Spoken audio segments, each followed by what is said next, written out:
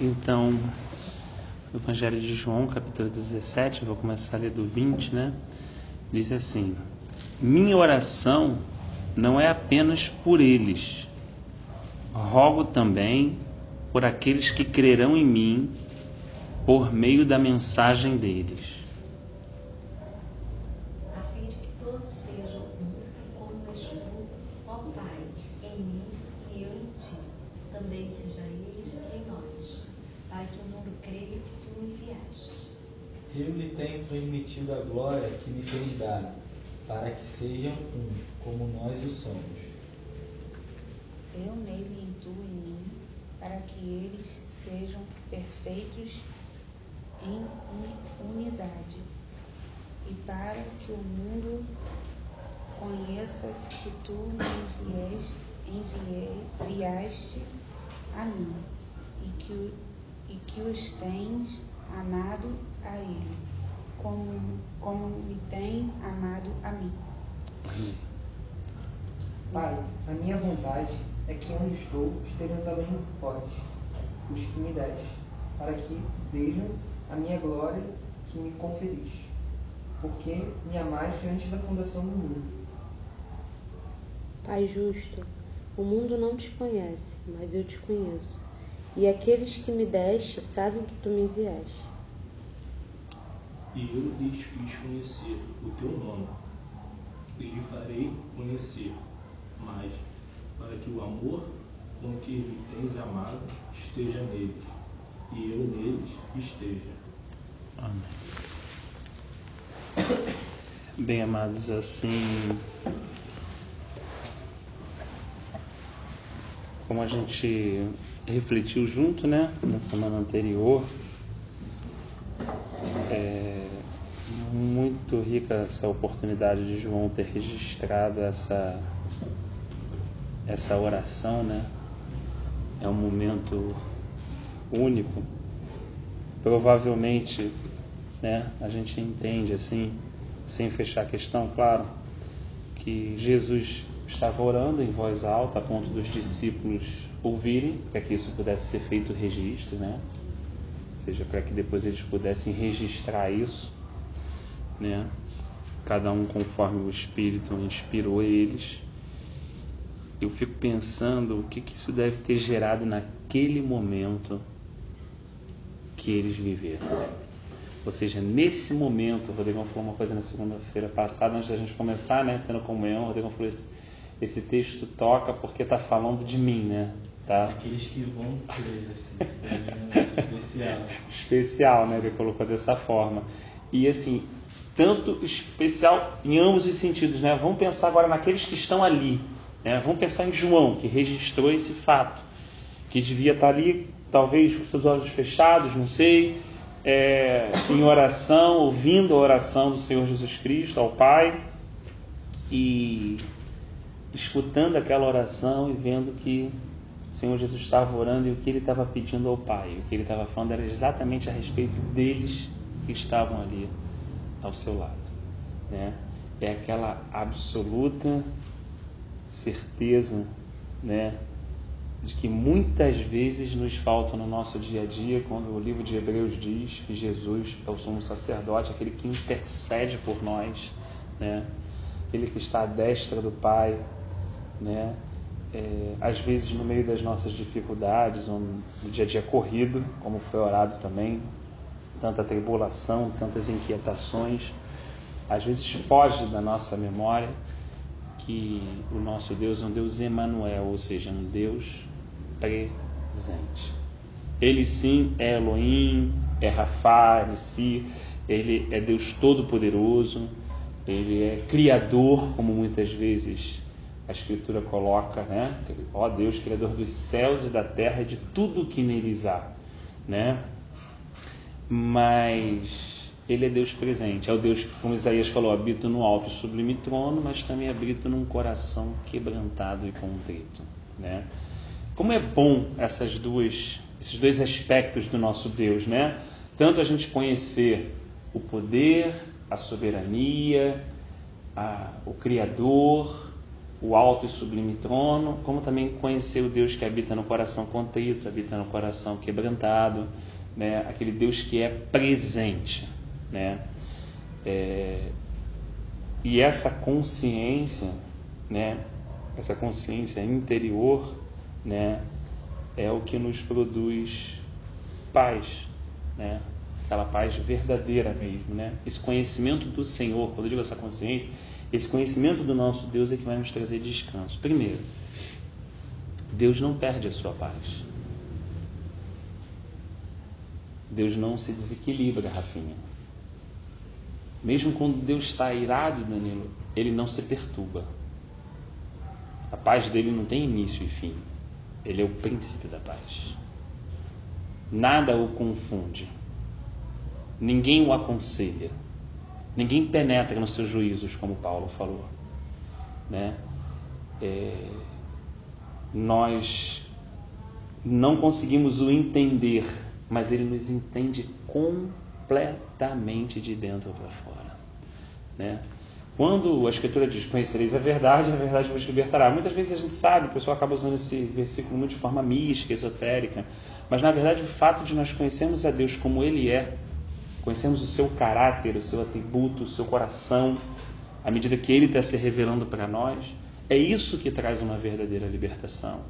É quando o Espírito começa a falar, não uma boa pregação de alguém, alguma coisa, ou um mover, não. É quando o Espírito começa a falar contigo pessoalmente, que se Ele deu o Filho dele, por que depois Ele criaria uma situação para você e te deixaria só? Por que Ele te abandonaria num sofrimento? Por que Ele iria desejar o teu mal porque você pecou? Né? Todos esses tipos de pensamentos que muitas vezes sobrevêm, né?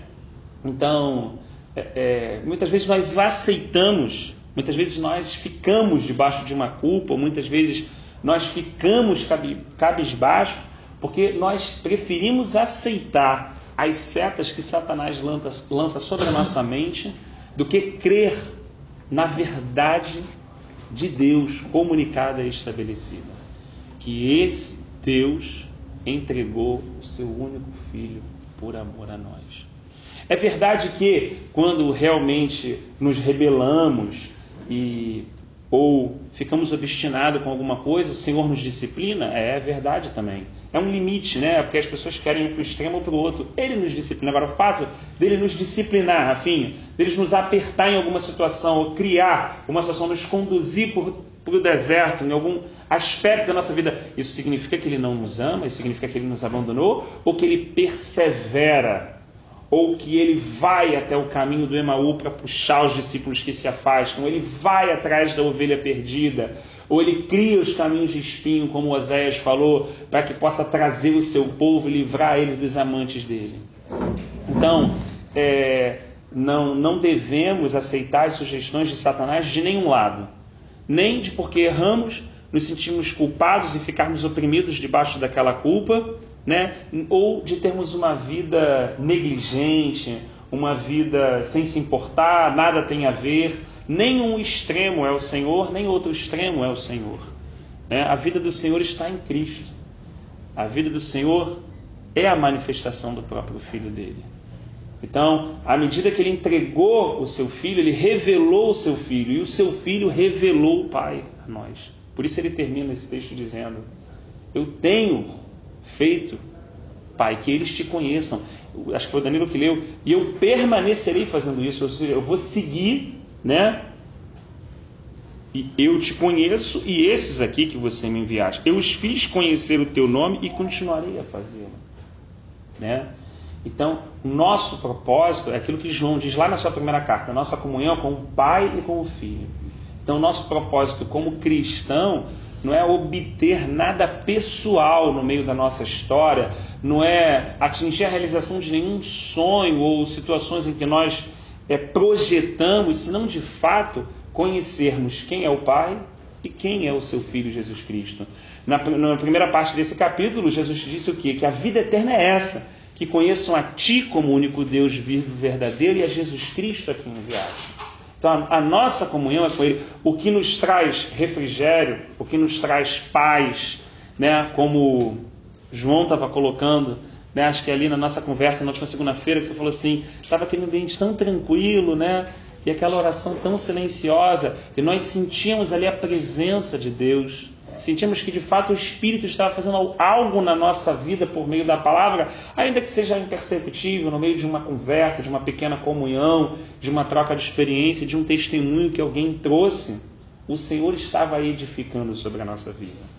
A obra que Deus faz é real, né? É o que a Escritura diz: todo homem é mentiroso, mas Deus é verdadeiro. O que Deus faz numa vida do homem, ele pode não perceber. José poderia não entender naquele momento. Jacó, depois de Israel, poderia não discernir essa obra. O próprio Pedro, confuso com as suas atitudes interiores, poderia não entender aonde Jesus Cristo queria chegar na vida dele. Mas a obra que Deus estava fazendo na vida daqueles homens, Rafa, era real. Era real. A conversa entre Pedro e Levi, o fato de Pedro, vamos voltar a pescar, Levi, Pedro, você não está entendendo, cara. Desde o dia que a gente ouviu o Evangelho de Jesus Cristo, a nossa vida nunca mais vai ser a mesma, cara. Nunca mais nada vai ser igual. Nós conhecemos o Filho do Criador. Deus se fez homem, o Verbo se fez carne e habitou entre nós. Ele fez com que a gente conhecesse o Pai. Nós passamos a entender, através das tantas parábolas e exemplos que ele nos deu, Pedro, de como é o seu reino, quais são os valores do seu reino, a amar e ansiar e buscar em primeiro lugar esse reino. E ele falou que, calma, todas essas demais coisas vos serão acrescentadas. Então, assim, nunca mais a rede que Pedro usou seria a mesma. Por mais que ele lançasse uma rede ou fizesse uma pescaria, ele pescou muitos peixes, mas ele nunca pescou um peixe que tinha uma moeda dentro para pagar o seu imposto. Por mais que a gente continue a trabalhar, ou a gente continue fazendo as tarefas que são nos colocadas como cotidiano, né? Como Pedro falou, a atividade comum do lar, a gente vai fazer essas coisas, mas nunca mais vai fazer da mesma forma. Nunca mais a gente vai criar o filho da mesma maneira. Nunca mais eu vou trabalhar na empresa da mesma maneira. Nunca mais eu vou acordar na rua e vou sair da mesma maneira. Porque foi pregada uma verdade que é eterna, aquilo que está em Apocalipse. O Evangelho eterno. Chegou aos nossos ouvidos a verdade de que Deus tem um Filho. E o seu nome é Jesus Cristo. E o Verbo de Deus se fez carne e habitou entre nós. Como um homem que grita, talvez com uma formiga, e ela não consegue entender, e você se transforma numa formiga, para andar do lado dela e falar, cara, se tu continuar andando aí, tu vai cair no abismo. Deus se limitou, disse, o Paulo, falando com os irmãos que moravam em Filipe, que se reuniam em Filipe, né? Os filipenses, ele falou assim, cara, ele deixou a sua glória. Ele deixou toda a glória que ele tinha. Quando ele estava no seio do Pai, e o Filho era a minha alegria, os trechos que deixam transfigurados em Provérbios, sobre a comunhão entre o Pai e o Filho, sobre o momento da criação. Então façamos ele assim. Então, desde antes da eternidade, ele deixou a sua glória. Ele deixou o seu trono, se esvaziou e se limitou a uma forma humana. E passou a falar assim, homem, 100% homem, 100% Deus, mas como homem falando a homens e ensinando e dizendo claramente, Pedro, Tiago, João, eu sou o caminho, a verdade e a vida, e ninguém vai chegar ao Pai se não for por meio de mim, e ninguém chega em mim se o Pai não o enviar. Que outro homem falou isso? Que homem tem autoridade para poder dizer tais palavras, senão o Cristo, o Filho do Deus vivo, né? Então, eu creio que esse momento de oração é um momento onde, provavelmente, penso eu, que os discípulos estavam ali em comunhão e ouvindo muitas coisas que saíam da oração do Senhor e relembrando os momentos que eles tiveram com o Senhor, né? O Senhor diz, minha oração não é apenas por eles, mas por todos aqueles que crerão em mim. O Senhor está colocando aqui pessoas que nem nasceram ainda. O Noah, vai nascer daqui a alguns meses o filho da Dai. Nós ainda não o conhecemos, embora ele já esteja no ventre dela. É uma realidade. Mas antes de tudo isso, ele estava incluso nessa oração. Isso nos dá uma ideia grande de controle, de soberania, né? De que Deus, Ele está de fato no controle. Tanto tem Ele todo o governo, como também Ele, Emanuel, está sempre presente. Estarei convosco todos os dias até a consumação dos séculos. O que é mais rico para um discípulo, o que é mais rico para um cristão, se ganhar de Deus um presente que seja um coração quebrantado e contrito e consciente da presença de Deus na vida dele todos os dias. Que mais alguém poderia pedir a Deus? Senão, Senhor, concede-me, como ele falou, cria em mim, ó Deus, o salmista falou. Cria em mim, ó Deus, um coração puro e um espírito inabalável. Um coração contrito, quebrantado, né? Porque a tua palavra diz que o Senhor abate o soberbo, mas dá graça ao humilde. Imagina o coração quebrantado recebendo graça, Rodrigão, pós-graça. E o Senhor falando, minha graça te basta. Minha graça é suficiente para ti. O salmista, até no Salmo 63, se não me falha a memória, ele diz assim, Davi diz, né? Porque a tua graça é melhor do que a própria vida. Viver sem a graça de Deus não é viver, é estar morto. Por isso Paulo disse aos irmãos em Efésios, porque Ele nos deu vida juntamente com Cristo. Nós estávamos mortos nos nossos pecados e delitos. Então a vida que recebemos essa vida por meio da pessoa de Jesus Cristo, por meio da obra dele, da pessoa dele. Recebemos essa vida. E essa vida é tudo para um discípulo. A vida do Senhor, ela deve ser tudo para um discípulo, né? É por causa da pessoa do Senhor que um discípulo tem desejo de orar, tem desejo de refletir na palavra, de ter comunhão com outros irmãos, de adorar com outros irmãos. Todos esses passos e todas essas atitudes, elas na verdade são consequências de um indivíduo, de um discípulo realmente que ama o Senhor, que ama a vida do Senhor, que percebe aquilo que o Senhor fez por ele, que valoriza aquilo, como foi orado também hoje, né? O Espírito estava orando ali através do Rodrigão, né? Falou, hoje só temos gratidão. O que nós temos para orar? É lícito nós pormos as nossas necessidades diante do Senhor, não estamos falando isso, não queremos ser desequilibrado, não queremos ser radical, é totalmente cabível pormos as nossas dificuldades em oração, né? Lançando sobre Ele toda a vossa ansiedade, porque Ele tem cuidado de vós. Mas assim, na essência da coisa mesmo, né? No pensamento do coração de Deus, se esse Deus nos deu o único filho que Ele tinha, Paulo raciocinou e falou assim, Ele também nos dará todas as demais coisas.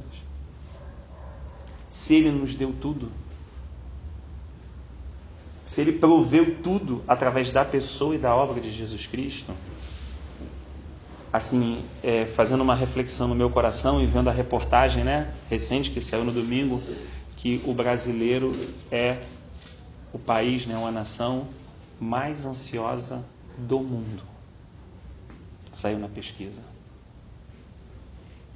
Quando eu digo nós, assim, em geral, né? Estamos falando do brasileiro, independente de pessoas, não você. Nós, como brasileiros, somos a nação mais ansiosa do mundo. Olha que coisa interessante. E, ao mesmo tempo, as pesquisas indicam que cada vez há mais cristãos no Brasil, Rafa. Então, assim, alguma coisa não está batendo. Alguma conta não está fechando. Porque aqueles que são discípulos um dia ouviram, né? Tomai de mim o meu fardo que é leve e suave. Vinde a mim, vós que estão cansados e sobrecarregados, e encontrarão descanso para as vossas almas. Por que eu descanso? A inatividade, a preguiça? Não. Nós não estamos falando de atividades exteriores, de acordar cedo, trabalhar, chegar de noite, do cansaço físico normal. Nós estamos falando de estar em paz em Deus e com Deus, como Paulo fala no livro de Romanos. Nós estamos falando do nosso coração abrir para uma realidade de Deus, de que Ele nos ama mais do que a gente imagina. Ele nos ama mais do que nós escutamos nas pregações. Ele nos ama acima dos testemunhos que nós ouvimos. Ele nos ama mais do que as nossas próprias experiências pessoais com Ele. Nós não podemos medir esse amor. Paulo nos convida a conhecer a altura, a profundidade, a largura e o comprimento desse amor. Mas ele não diz que é possível que a gente conheça, né? Mas ele nos incentiva a conhecer esse amor, a mergulhar nesse amor. E ele fala, vírgula, para que sejais tomados de toda a plenitude. Ele falou com os irmãos que moravam em Éfeso. Então, olhando para a minha vida, vendo o Rafael, vendo as minhas ansiedades, a minha falta de paciência, que é não querer esperar, e a minha impaciência pessoal diante de algumas situações familiares ou do meu cotidiano, né? Elas só refletem a minha falta de confiança. A minha falta de confiança reflete, Rafa, que eu ainda não conheço como preciso conhecê-lo. Porque se eu o conhecesse, aquilo que o salmista fala, ó Israel, se tu conhecesses o teu Deus verdadeiramente como Ele é, daria a Ele o temor que é devido. Né? Se não dou o temor que é devido, porque não o conheço ainda, como o deveria conhecer, como disse o profeta Oséias, que devemos conhecer e prosseguir em conhecer a Ele. Né? E o João trouxe para a gente na segunda-feira passada, o meu povo perece por falta de conhecimento.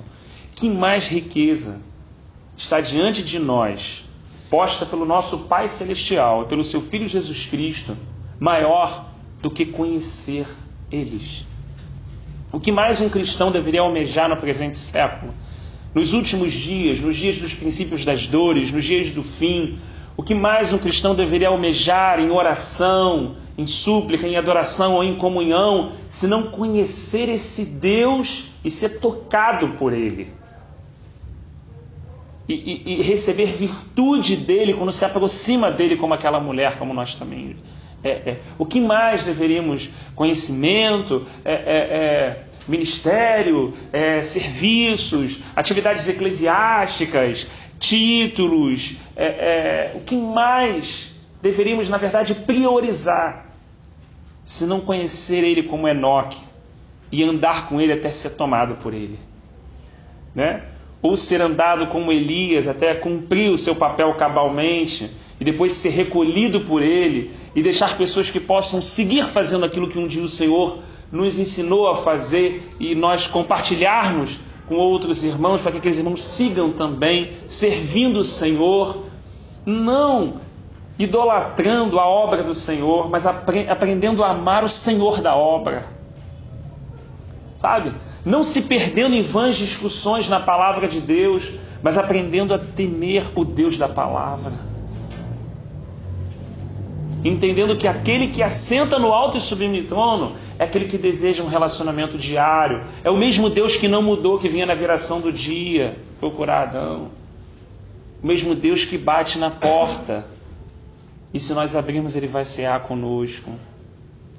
O mesmo Deus que sentou do lado de prostituta, cobrador de imposto, gente leprosa, gente reprovada pela sociedade, sabe? É esse mesmo Deus que deseja hoje esse relacionamento pessoal conosco, né? O que mais alegraria Ele, né? Se não a resposta do nosso coração a esse relacionamento, né? Que nós consigamos abrir mão dos nossos dilemas e dos nossos problemas, que achamos que, se resolvidos, teríamos então o universo em paz, né? Olha, se Deus fizer isso na minha vida, fizer isso, está tudo bem. É assim, mais ou menos como os nossos filhos falam conosco, né? Pai, se você me der isso, essa fita do PlayStation 3, desse negócio, então eu não te peço mais nada. Ele não consegue entender, João, que daqui a 6 meses a fita vai estar jogada na cadeira. Ele vai ser um novo, ele vai querer. Ele não consegue entender a riqueza de ter um lar. A riqueza de ter alguém pensando dia e noite nele. A riqueza é antes dele acordar. O pão está na mesa e o leite está na geladeira. E tudo que ele vai usufruir durante o dia foi por suor do nosso rosto. Foi por doar o nosso tempo. Ele não enxerga o amor. Ele não enxerga a verdadeira riqueza que está diante dele. Ele quer a fita do PlayStation. Como cristãos, eu não sou diferente do meu filho. Quero a bênção, quero a campanha, quero a resposta, quero isso, quero aquilo. Quero que Deus resolva essa situação, quero que Deus acalme o meu trabalho, quero que Deus entre no meu casamento, quero que Deus faça a situação, quero isso, quero aquilo, quero não sei o quê. Não que não sejam coisas, entenda bem, lícitas de intercedermos. Podemos interceder, podemos colocar diante do Senhor oração, mas isso não pode ser a inteireza do nosso coração. Como Paulo falou, todos os tesouros do universo estão escondidos em Cristo. Não há nenhum real tesouro, Rafa, que esteja fora dele. Quando pensamos na paciência, e Tiago nos exortando, vede vosso irmão Jó, o quanto suportou as provações e foi paciente. Quando analisamos a virtude da paciência e um benefício que a paciência traz, e paramos para refletir nisso, o quão rico é quando o Senhor, Rafa, pega um homem como Moisés, tão forte, com tanta força no seu braço, a ponto de matar um egípcio, a ponto de correr, a ponto de fugir, e torna aquele homem o mais manso da terra. Que riqueza que é a mansidão. Que riqueza que é a humildade. Porque diz que diante da humildade vem a vitória. Mas o que precede a queda é a soberba. Quantas riquezas, quantas virtudes, quantos tesouros o Senhor na sua pessoa, no seu coração deseja compartilhar. E precisa de filhos que enxerguem esse tesouro, que deem valor a esse tesouro. E às vezes vai além, né? Que às vezes a gente pede e Deus vai até dar, mas tem o tempo dele. Mas se não for agora, eu não quero mais. Ainda tem isso. Eu quero isso. Aí Deus está tudo bem, meu filho, eu vou te dar, mas você tem que esperar. Não, mas se for agora, então não precisa mais, não. Já tem gente que faz isso. Minha filha está com 2 anos, então ela está com um negócio muito ruim. 2 anos e meio para 3, né? Ela pede o celular e fala assim, não filha, calma aí que eu vou botar no Wi-Fi. Ela faz e sai batendo o pé. Eu falo assim, volta. Agora vai para lá, sem bater o pé. Ela. Entendeu? É uma reação. Ela faz isso com o pai terreno. Por mais que seja disciplinada pelo pai terreno. O comportamento, o dia que ela entender que eu não sou o pai dela de verdade, sou o pai biológico, um dia ela vai nascer de novo, como João disse, não da vontade da carne do homem, mas da vontade de Deus. Um dia, se assim Deus permitir, o Espírito de Deus vai tocar nela e ela vai nascer de novo do Espírito. Porque ele disse para Nicodemos que o homem que não nasce de novo não pode entrar no reino de Deus. E no dia que ela nascer de novo e o Espírito trouxer a consciência, obrigado por esse pai terreno que me ajudou e tudo, mas quem me gerou agora eu sei quem é meu pai. Agora eu sei que tu tem um novo nome para mim aquele dia na pedrinha. Agora eu sei que, na verdade, o Senhor usou esse para me guardar, para cuidar, e que é limitado, e que mesmo assim me deu o pão. Como agora eu vou pedir ao Senhor alguma coisa e o Senhor vai me dar uma cobra? É claro que o Senhor vai me dar o teu Espírito Santo. É isso que Jesus falou. É claro. A consciência que a gente precisa no Senhor produzir nos nossos filhos e nos irmãos. Irmão, sei que você está aflito, mas se você pedir, Ele é Pai. Ele vai te dar o Espírito, irmão. Se Ele te der o Espírito, irmão, você tem tudo. Você tem o domínio próprio.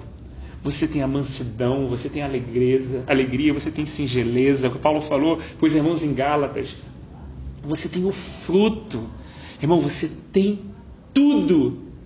Mas se você não enxergar, você não tem nada. Se você não perceber, você não usufrui de nada. Tendo tudo. É isso que o profeta Jeremias disse, que o coração dele não cansava de clamar e de anunciar a Israel. Cara, vocês tinham um manancial de água viva e vocês cavaram para vocês cisternas rotas que não retêm água. O Senhor chama os montes e os céus para serem as suas testemunhas.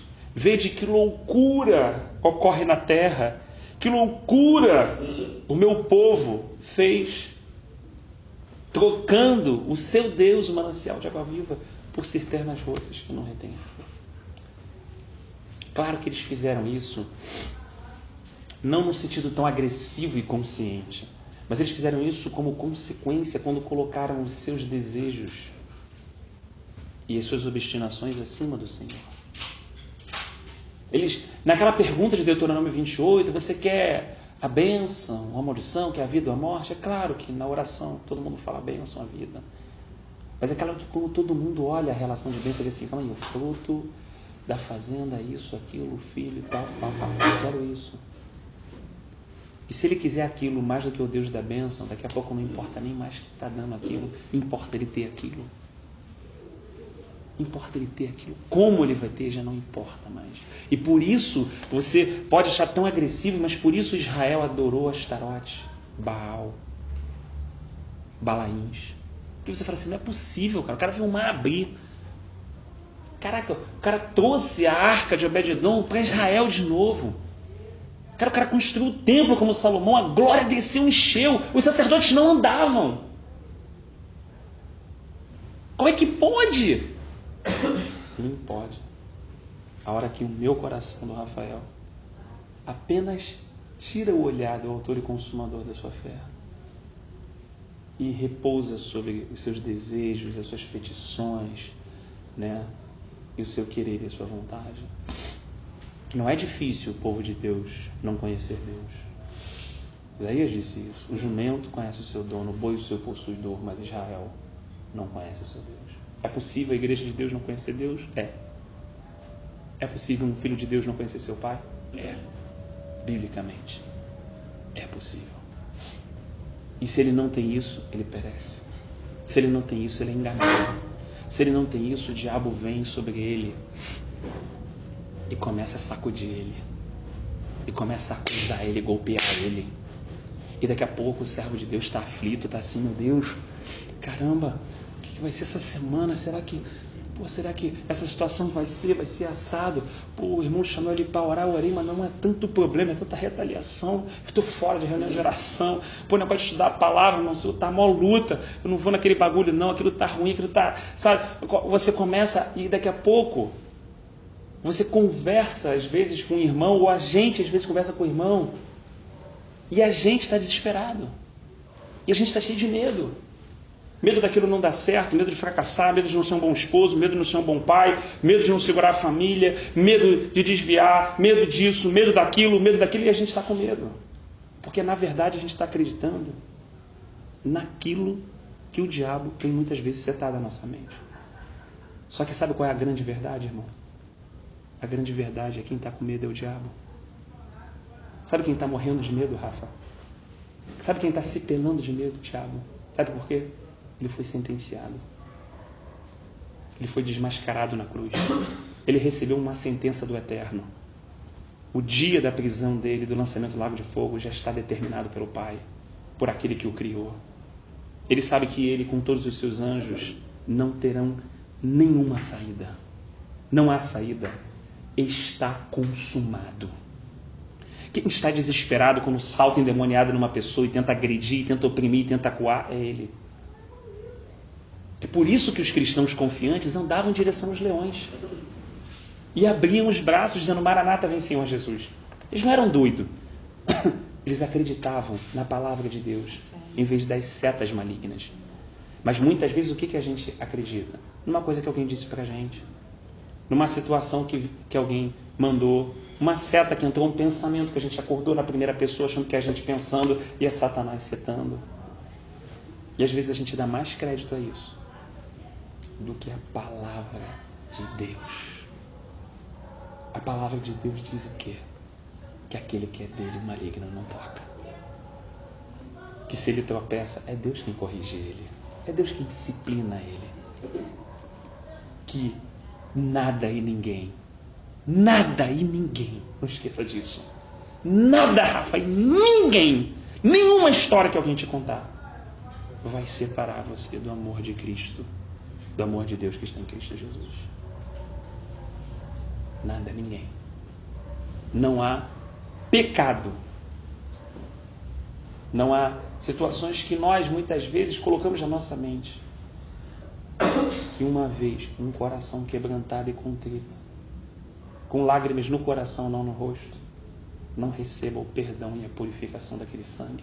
Aquele sangue é mais poderoso do que as minhas falhas, do que as minhas faltas. Ele que sonda, esquadrinha o coração, conhece o verdadeiro arrependimento do homem. Uma vez esse arrependimento caminhando em direção à confissão, esse homem é lavado e purificado pelo sangue do Cordeiro. O sangue de Jesus dá testemunho na terra, enquanto a palavra dá testemunho no céu. Foi isso que João disse na sua primeira carta.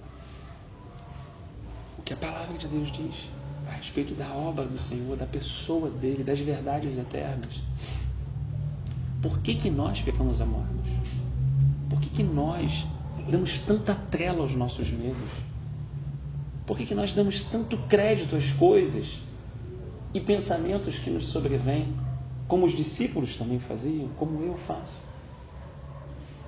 Se o Senhor disse que está conosco todos os dias até a consumação dos séculos, que Ele disse que enviaria os seus anjos para estar ao nosso redor, para que não tropeçasse em pedra alguma. Se eu tropeçasse, Ele me segurava. E que se eu caia, é claro, foi a minha escolha, eu vou me machucar e tudo, mas Ele vai me levantar. Ele vai te levantar. Ainda que Israel se rebelasse, o que o Senhor permitia? Uma escravidão? Permitia. Ali uns 8 anos, 10 anos, o pessoal falava, o texto de Juízes diz, o Senhor entregou na mão dos filisteus. Era Deus que entregava, não eram os filisteus que conquistavam ele. Era Deus que entregava. Por quê? Por meio daquela aflição, vinha uma reflexão, e por meio dessa reflexão, o coração deles voltava a enxergar Deus como precisava enxergar. E eles invocavam Deus, eles falavam, é só Deus. Invocava o Senhor, eles invocavam o Senhor. O que vinha o Senhor? Levantava alguém. Levantava um Baraque, um Sansão, um Jefté, uma Débora. E aí ia lá, o Senhor trazia aquela libertação. O que o Senhor queria? Uma libertação pontual? Só? Não. O Senhor queria, naquele processo de libertação, mostrar, olha só, eu ouvi. Você está orando? Eu te ouvi. Você estava pedindo? Eu fiz. Eu estou te acompanhando, eu estou te observando. Eu caminho do teu lado. Melhor, eu caminho da tua frente. Vamos colocar assim. Essa sensação, você pode ver que ela não passa no testemunho. É difícil você ouvir um testemunho assim. Às vezes você ouve o testemunho como?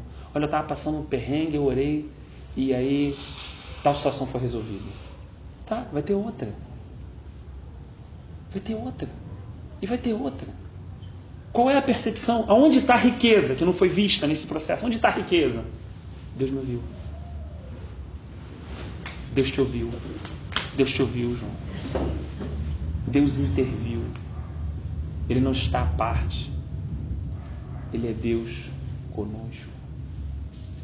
Ele trabalhou naquela situação. E Ele fez a situação de um modo para mostrar que não foi pela minha força que aquilo foi produzido, mas Ele fez. Ele vai estar sempre ali. E essa certeza de que Ele vai estar sempre ali, de que Ele está no controle, de que Ele é soberano, de que Ele é todo-poderoso, é isso, amado irmão, que nos vai de fato trazer paz.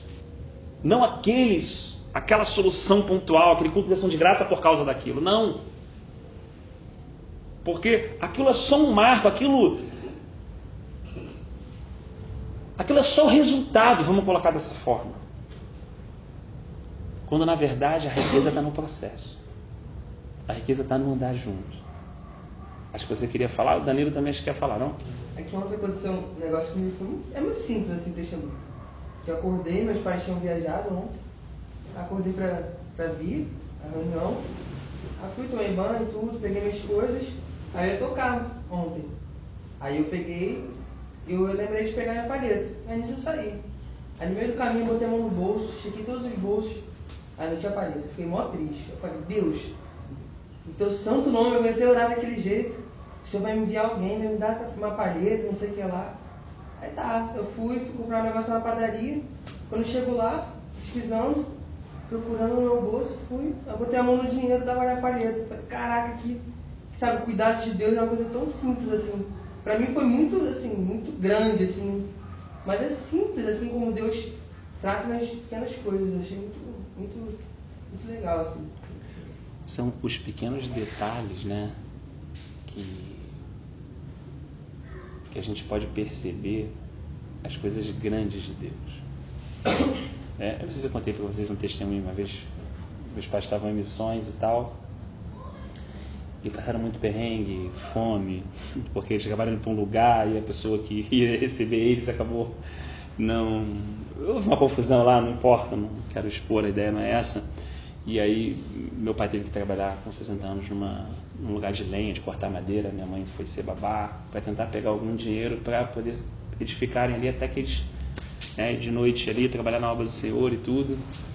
E saíram, que era na Patagônia, o fim do mundo, né, sul da Argentina, era frio pra caramba. Tal. Aí depois eles foram subindo e tal, e chegaram na casa de um amigo nosso, que já é mais pro norte. E aí minha mãe aquele dia estava triste assim demais, né? Situações mesmo vão abatendo, a pessoa, como a gente está colocando aqui o nosso dia, né? Tu está ali, você está vendo Deus agir e tudo e tal, mas uma hora você sai daquilo e perde aquela conexão, né? Você vê que a vida mesmo está na ligação com Deus, está naquela comunhão mesmo, né? E ela estava assim de tarde e ela pensou assim, né? Essa pequena coisa que você falou me trouxe esse testemunho dela que foi muito interessante. Ela falou assim, pô, muito longe do Brasil e tal. Ai, me deu vontade de comer uma maçã. Ela falou assim. Mas ela esqueceu, Rafinha, e tal. E o rapaz que hoje não mora mais na Argentina, está na Espanha, mas nessa época ele estava lá, ele trabalhava e tudo. E quando chegou no final do dia e tal, a mãe estava em casa, ele se arrumando, vai pra culto, aquela coisa toda e tal, não sei o que, o rapaz voltou e falou assim, Cristina, eu estava voltando do trabalho e, rapaz, me deu uma coisa assim, a mãe dele que é mais no mercado, né, que ele tinha uns 20 e poucos anos, é jovem, me deu uma coisa assim, pô, passei lá no Hortifruti, é o que eu trouxe pra você. Aí ele tirou do saco, era uma maçã. Aí minha mãe falou que parou, olhou aquela maçã e começou a chorar. Ela não queria maçã. Ela não queria maçã. Ela orou pela maçã porque ela não teve coragem de orar a verdadeira oração. Ela não queria maçã. Ela queria aquele consolo, João, e aquela certeza de que Deus estava com ela debaixo daquela aflição, daquele duro momento que ela estava vivendo. Não era a maçã que ela queria colocar na boca. Era a certeza no seu coração de que Deus não é filho do homem para mentir. Ele não é homem para mentir, nem filho do homem para se arrepender. Ele é presente, Rafa. E quando ela comeu aquela maçã, na verdade ela estava desfrutando de algo que alegrou muito o coração dela. Né? Então assim, vê o mar abrir, passa. Vê a água sair da rocha, passa. Vê a água ficar doce, passa. Ver a roupa não se envelhecer, não se degradar, se sandálias dos chinelos, os pés não incharem, passa. A riqueza não está nisso. A riqueza é a presença de Deus, que produz isso, pelo seu amor leal, que dura para sempre, como disse o salmista. Era isso que Moisés falou. Não, vou mandar um anjo. Pô, mandar um anjo, não dou um passo daqui. Olha que ousadia. Não dou um passo daqui. Eu não estou aqui para andar com anjo. Não estou aqui também, olha só que coisa, só para levar esse povo lá. Olha a diferença entre o ministério do Senhor e o Senhor do ministério. Olha quando uma pessoa recebe um encargo de Deus, às vezes aquele encargo está maior do que o próprio Deus. E às vezes quando Deus exige alguma coisa dela, já não quer não, porque eu estou fazendo a tua obra, então ela já dispensa até Deus. Porque a coisa foi crescendo tanto que agora até Deus está dispensado daquela obra. Até Deus foi demitido daquela obra. O que Moisés deixa claro ali é exatamente isso. Eu não estou aqui. Eu tenho essa missão, eu tenho esse encargo que o Senhor me deu. Eu tenho, mas, na verdade, a minha maior riqueza é o Senhor. A alegria do rosto dele brilhar. Irmão, você imagina, você está conversando com o Senhor direto, ele não via a face do Senhor, mas ele começando na tenda do concerto, quando o Senhor conversava com ele tinha comunhão com o Senhor. Irmão, quando o rosto dele saía, o povo testemunhou, e Paulo escreveu isso e registrou em Gálatas. O rosto de Moisés ficava brilhando durante dias. Olha o que o provérbio diz. Quem estudou o provérbio? Foi o André que não veio hoje. O coração alegre formoseia o rosto. E a alegria do Senhor é a nossa força. Imagina essa comunhão tua, minha, diária com esse Deus. E essa alegria que é produzida dessa comunhão nossa. Alguém olhar para ti e falar assim: o teu rosto brilha diferente. Teu rosto brilha diferente. Não porque você não bebe, não fuma. Não porque você é evangélico ou está numa denominação evangélica. Tu fala, te denuncia. Te denuncia. Ele vive em você. Ele vive em você. A sua vida testemunha de que Ele está vivo, de que Ele não morreu, de que Ele ressuscitou. E para isso fomos chamados, disse Ele no último capítulo de Marcos, para ser suas testemunhas. Para testemunhar de que Ele vive. Vive em ti, Rafa. Vive em mim, vive no Danilo. Vive em cada um de nós. Essa vida, meu irmão, é como a Escritura dizia, é vida zoe, ela é vida incriada, ela não tem princípio, ela não tem fim. A vida de Deus é uma vida que nós não conseguimos explicar. Ele sopra das... Irmãos, eu fico pensando assim, eu tomei um café e comi um biscoito antes de vir para cá.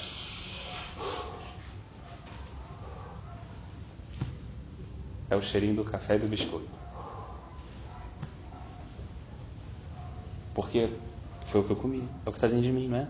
Recentemente. O que sai? Café e biscoito.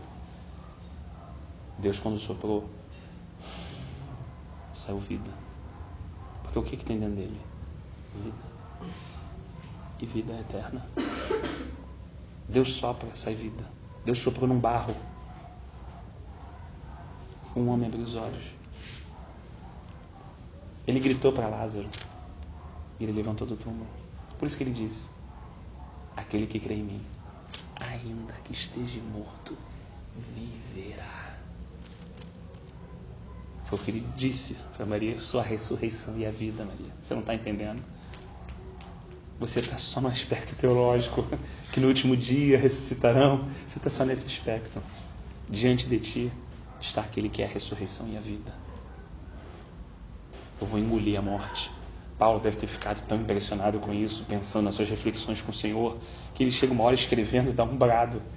Diz: ó morte, aonde está a tua vitória?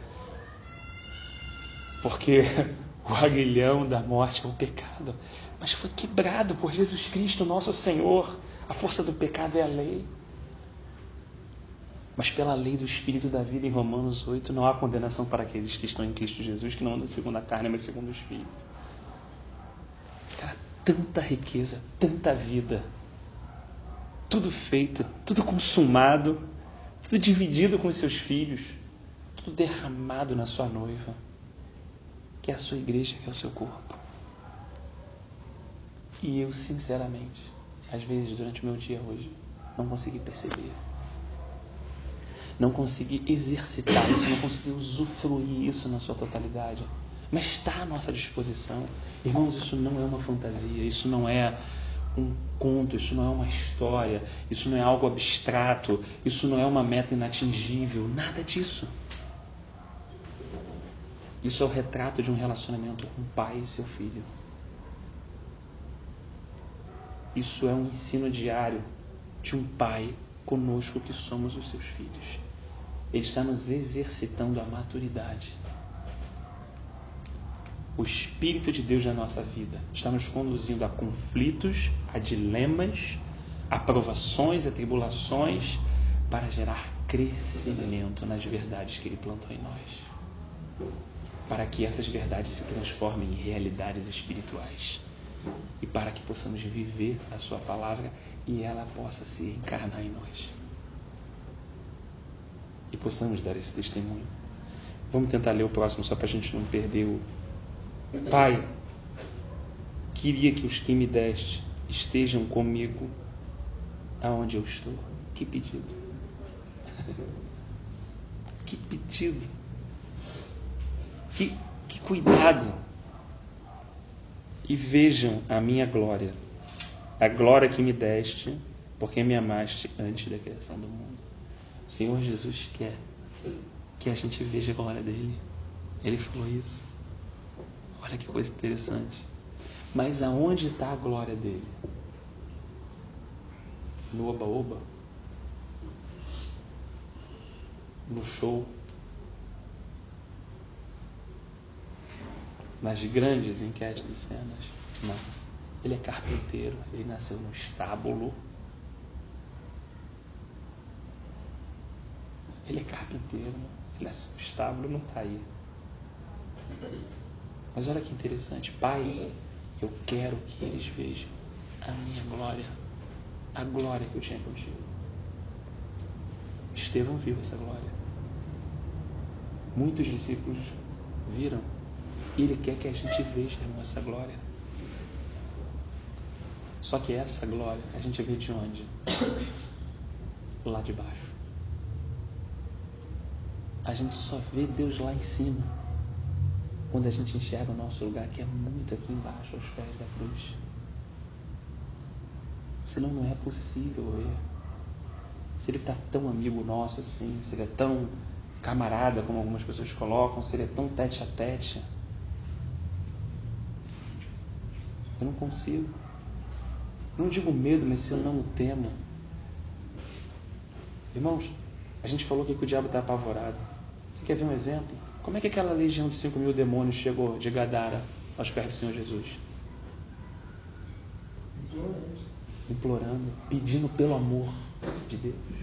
A expressão que a gente usa hoje, né? Por favor, não mande a gente para as trevas, para os abismos antes do tempo. Quem está apavorado é o diabo, meu irmão.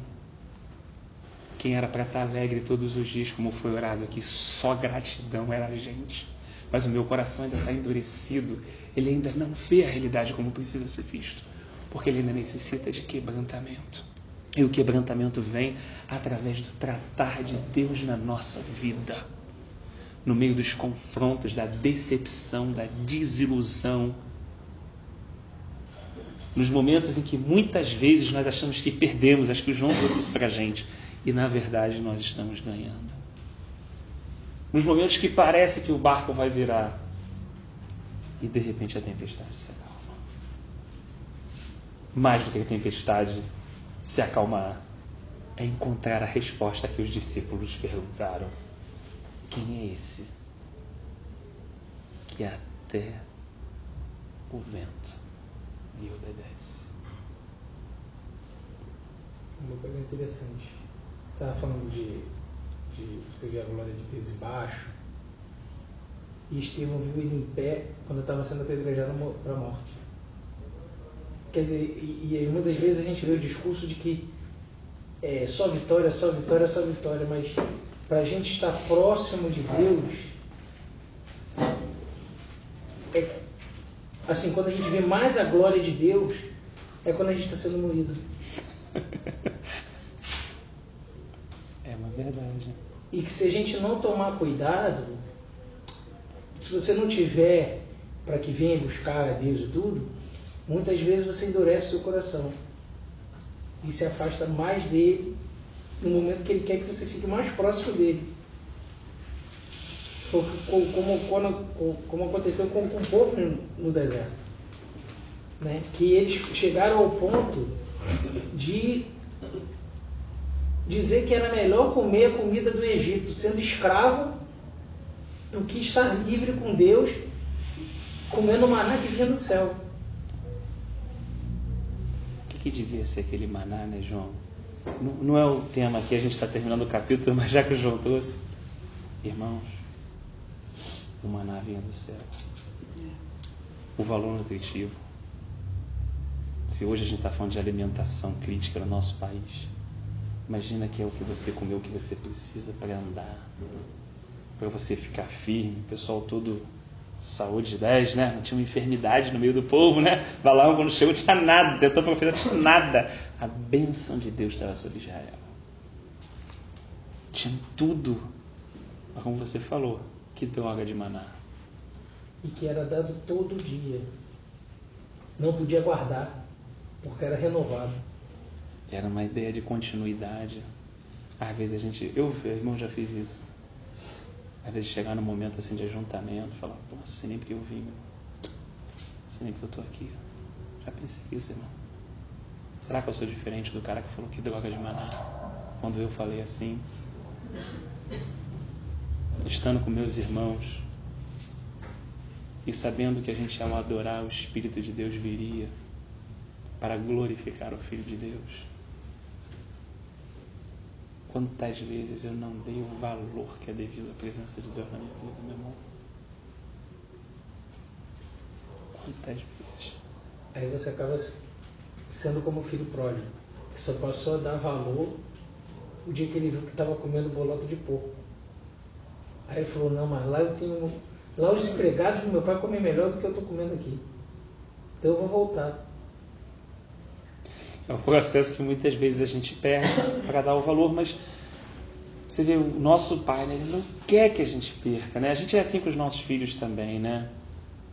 Não há um desejo de alegria no coração de Deus ao ver um filho passando por um processo difícil, mas é melhor que ele passe esse processo, como você colocou, para que ganhe o esclarecimento, a luz da verdade penetre no coração dele, do que ele continue na obstinação dele em apenas buscar a sua herança. Que era o que tinha valor para ele. Tinha o pai e a herança. O que ele pediu? A herança, largou o pai. Depois ele falou assim, a herança e o pai. Escolhi errado, né?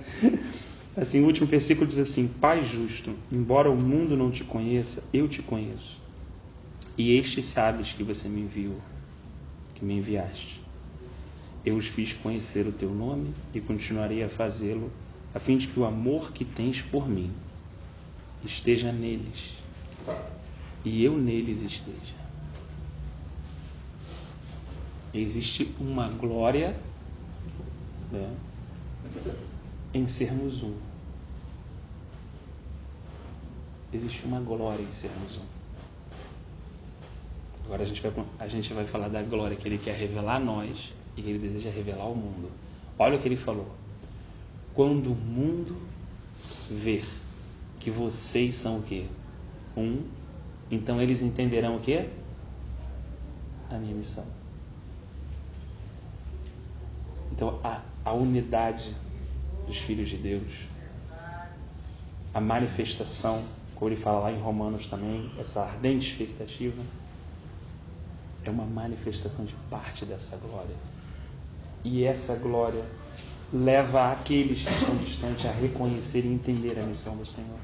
Dá para entender por que Satanás trabalha tanto na divisão, tanto na competição, tanto em eu achar que meu grupo de congregação ali é melhor que os irmãos que reúnem aqui, que é melhor do que o outro, que é melhor do que o outro, que é assim, que é assado, porque o nosso espírito de crítica, né, fica tão exacerbado quando o nosso homem interior enfraquece, como nós somos rápidos em criticar e lentos em ver os valores que aquelas pessoas têm. O padrão cristão diz que eu devo ver o meu irmão maior do que eu. Não diz que eu devo vê-lo igual. Diz que eu devo vê-lo maior. Olha que coisa interessante. Quando cada um vê o seu próximo maior, independente das falhas do seu próximo. Não pelo seu próximo, mas fala assim, ali está o Filho de Deus. Jesus Cristo derramou sangue por ele. Aquela pessoa é preciosa. Ela tem o Espírito de Deus. Irmão, ela pode estar falhando numa situação A, B ou C. O Senhor vai tratar. O Senhor vai corrigir. O Senhor vai disciplinar. Começar um processo. Não há problema. Mas vai haver o quê? Uma unidade. Se a gente voltar no Salmo 133 que a gente estudou hoje uns meses atrás, né? Onde os irmãos vivem juntos em união, o último versículo diz: ali o Senhor decreta a bênção e a vida. Voltamos aonde? A vida. Por que pouca vida? Pouca unidade. Pouca unidade. Nós queremos estar juntos e separados. Né? Eu estou generalizando, tá, irmãos? Não estou falando que seja A, B ou C. Às vezes eu trago até mais para mim. Queremos estar juntos, mas cada um resolveu o seu problema. Queremos estar aqui juntos. Mas como aquele pessoal falou, irmão, quem descer primeiro, meu irmão, é que ganha a bênção no poço. Aquelas pessoas foram capazes de deixar aquele cara mais de 20 anos naquela condição. E elas tinham fé. Às vezes, por causa da nossa fé, irmão, a gente está deixando muitos irmãos para trás. Por causa das nossas certezas, a gente abandona muita gente na caminhada. Aquelas pessoas criam, elas mergulhavam naquele poço e elas saíam curadas. Mas a insensibilidade em relação àquele homem era total. E sabe o que significa Betesda? Betsaida, o lugar daquele poço? Do grego, lugar de misericórdia. E não havia nenhuma misericórdia. Havia pessoas com fé querendo fazer o quê? Resolver os seus problemas. Parece com a igreja atual. Pessoas com fé, com campanha, pessoas que acreditam, pessoas que... mas querendo resolver o quê? O seu problema. Eu quero resolver o meu problema. E aí aquilo que Paulo falou, aquele que deseja se gloriar, glorie-se na cruz de Cristo. Que coisa maravilhosa é a cruz de Cristo, porque ela vai operar em mim a morte, para que a vida dele seja manifesta em mim. Então o que ele vai fazer? Vai deixando passar na frente mesmo, realmente. Vai trabalhando, vai vendo que, puxa, que bom. Olha só que coisa, né? Paulo disse o seguinte, e ele não falou isso de brincadeira, nem de ansiedade como eu falo. Para a gente terminar, ele falou assim. Ele repetiu as palavras de Moisés. Se fosse possível, Paulo falou, o Senhor risca, o Senhor me tira da condição de salvo, mas leva o meu povo judeu. Quando ele começou a pregar antes dos gentios, ele é apóstolo dos gentios, mas antes dos gentios, Paulo insistiu muito na questão dos judeus. E no coração dele ele tinha isso. Na carta fica claro, no coração dele ele tinha isso. Se fosse possível, como Moisés falou, risca o meu nome. Cara, o cara está falando, meu irmão. O cara está pegando mão do céu, mas não está todo mundo querendo ir para o céu? Mas não quer ser todo mundo salvo? Mas todo mundo não quer estar lá, a salvação não é individual. Mas olha como por trás de toda essa espiritualidade pode existir um egocentrismo, um individualismo que não expressa o verdadeiro amor de Cristo. E é isso que está no coração de Moisés ali. Diz o meu nome, mas perdoa esse povo, porque é teu povo, porque eles são teus, porque eles foram feitos para a tua glória.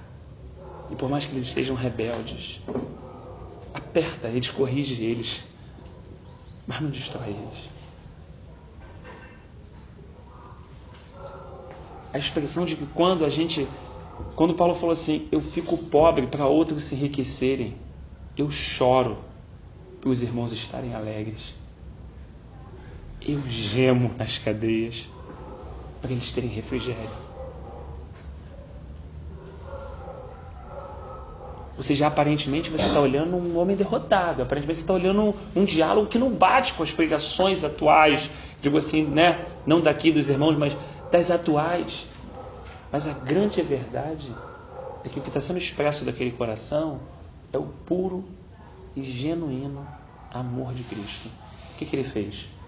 Ele deu a sua vida. 1 João João capítulo 1, né? Perdão, João capítulo 3, versículo 16. Deus amou o mundo de tal maneira que deu o seu Filho. Mas, primeira carta de João também, capítulo 3, diz, né? Nós também devemos dar a vida pelos irmãos. Isso é um conflito para mim, irmão. Isso é um conflito diário. Eu sou uma pessoa muito egoísta.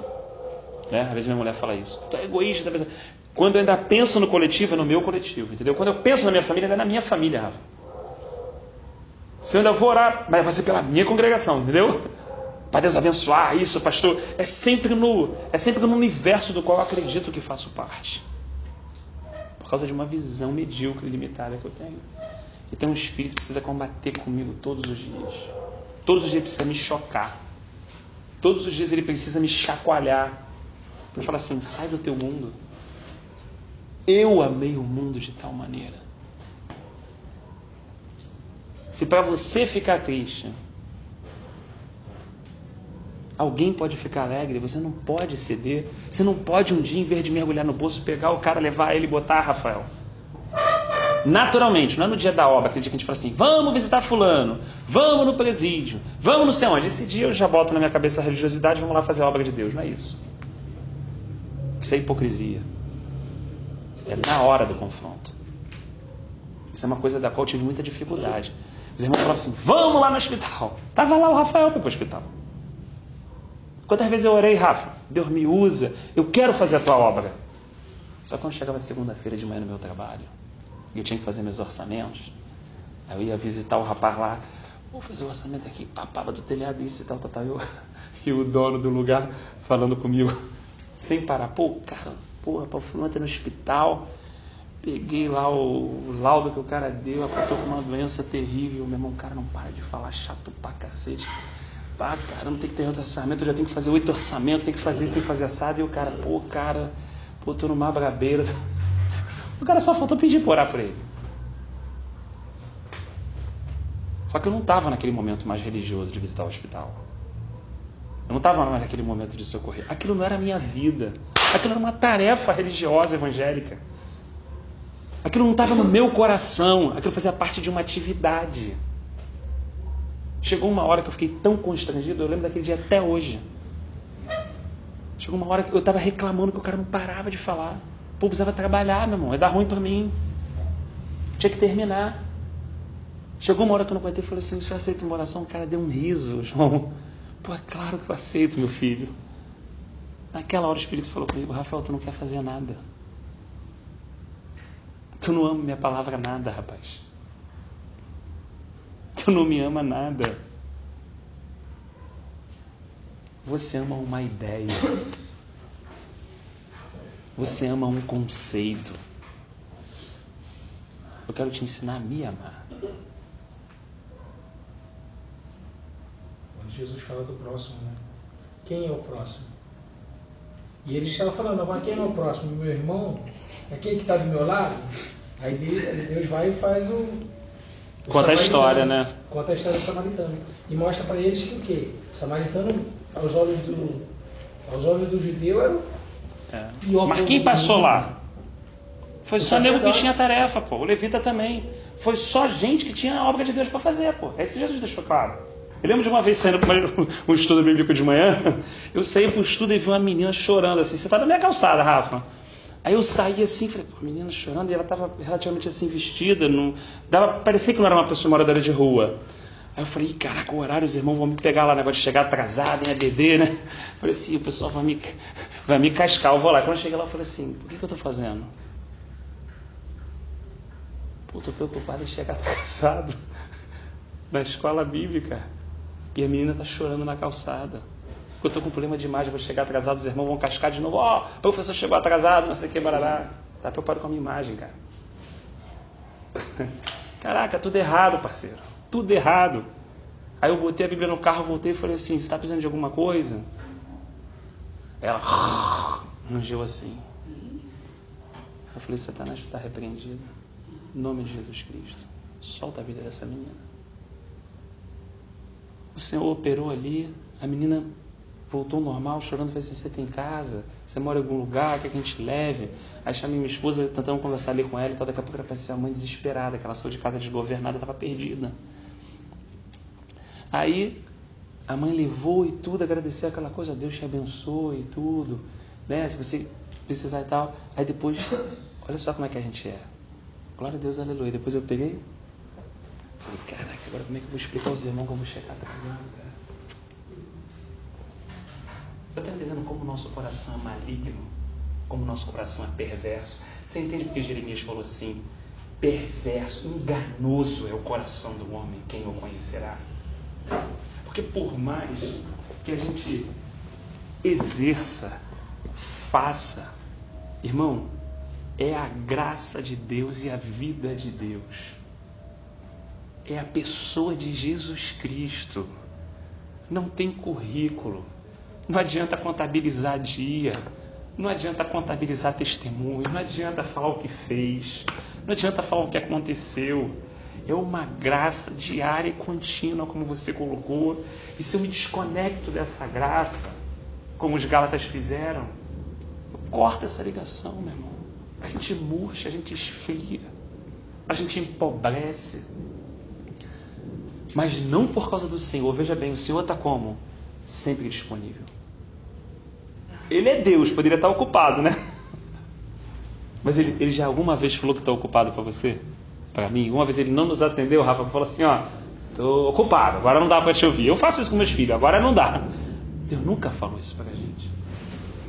Deus nunca se... Pelo contrário, todas as vezes que nós chegamos com o nosso coração realmente sincero, o Senhor apareceu ali. O Senhor se apresentou ali, né? Então a gente fecha essa segunda etapa do capítulo 17 refletindo sobre essa essência. Quando eu digo isso, irmão, eu não digo isso, esse testemunho que eu contei, negativo meu, eu não digo isso, não há tristeza nisso. Entenda bem. Eu não estou me fazendo de vítima. Eu não há um propósito. Não é isso não. É apenas para a gente identificar quem nós somos, né? E quem o Senhor é. Ou seja, que de fato, é necessário que a gente diminua para que Ele cresça. E que em alguns momentos da nossa vida, assim a gente perceber, a gente começa a aparecer. E se a gente se enganar, achar que isso não é possível, eu lembro disso, irmão, eu gostava. Irmão, eu gostava. Sentar na última cadeira, os irmãos falavam, o presbítero Rafael está aí, vem aqui fazer uma oração. Ora, não sei o quê. Eu gostava daquilo, irmão. Eu achava que aquilo tinha valor. Sabe? Aquilo mexia com o meu ego. Eu achava aquilo interessante. Sabe? Só que eu não tinha coragem de assumir. Eu não tinha coragem de assumir a minha carnalidade. Não tinha coragem de ser transparente. Eu preferia manter algo que era irreal do que assumir o que era real. E eu percebi que eu fui empobrecendo dentro do rei. O valor, a apreciação das pessoas, isso. E aí você vai vendo que você vai deixando tesouros tão importantes.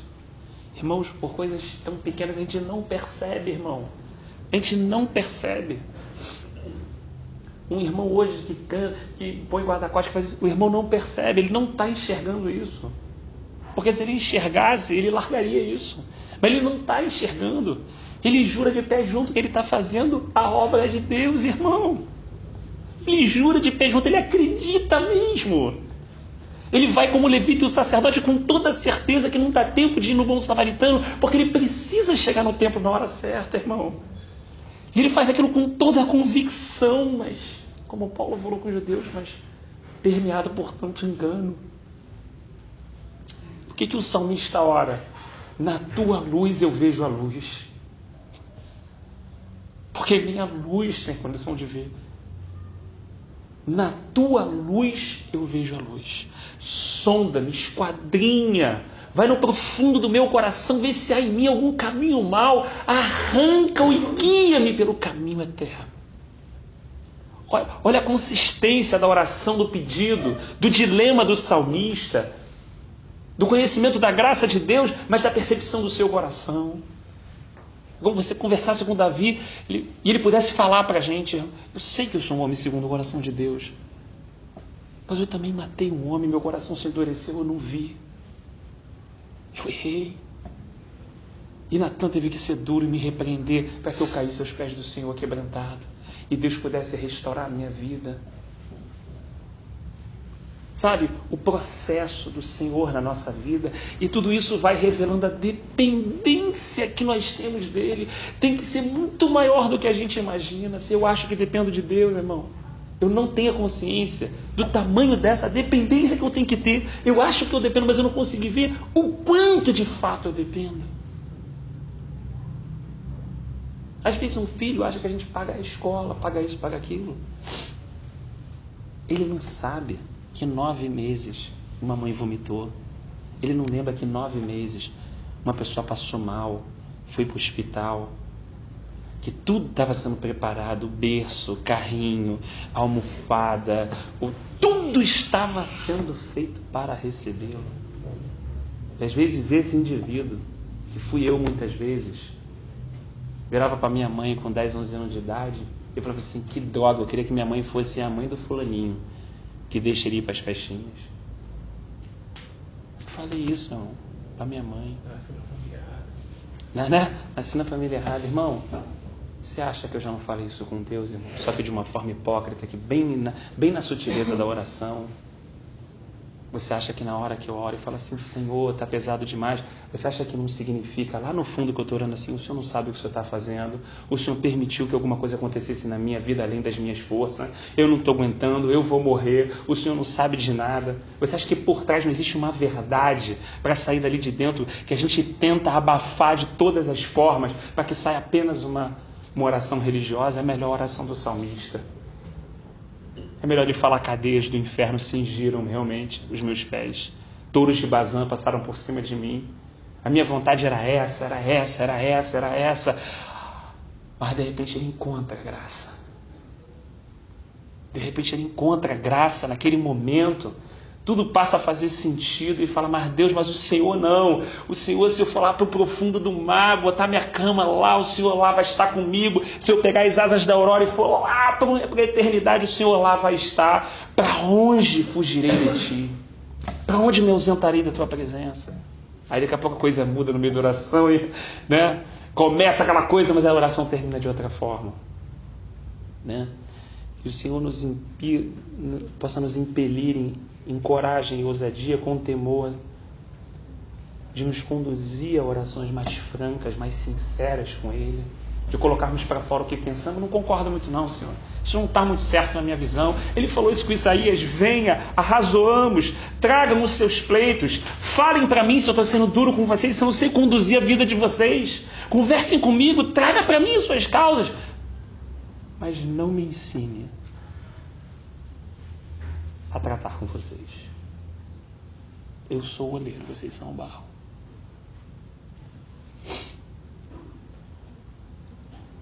O Senhor nos ajude, né, irmãos?